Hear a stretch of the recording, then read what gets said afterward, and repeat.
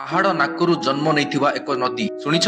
ଓଡ଼ିଶାର ଘନ ଜଙ୍ଗଲ ମଧ୍ୟରେ ଲୁଚିଥିବା ଗଣାସିକା ଏକ ପବିତ୍ର ସ୍ଥାନ ଯେଉଁଠି ବୈତରଣୀ ନଦୀର ଯାତ୍ରା ଆରମ୍ଭ କରେ। ଭୂମିଠାରୁ ନୁହେଁ, ଏକ ଆକୃତି ଥିବା ପାହାଡ଼ ରୂପରେ। ସ୍ଥାନୀୟ ଲୋକେ ଏହାକୁ କହନ୍ତି ଗୁପ୍ତ ଗଙ୍ଗା।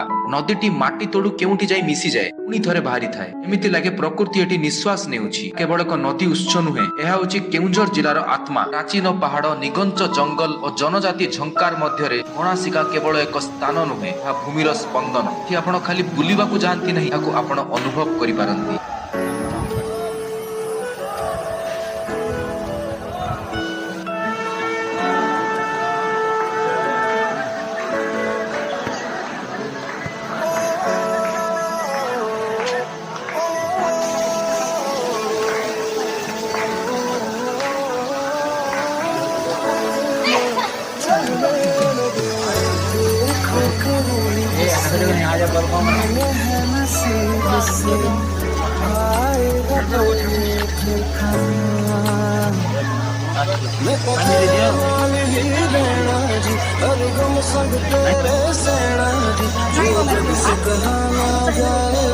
मुझको बस तुझसे कहना जी।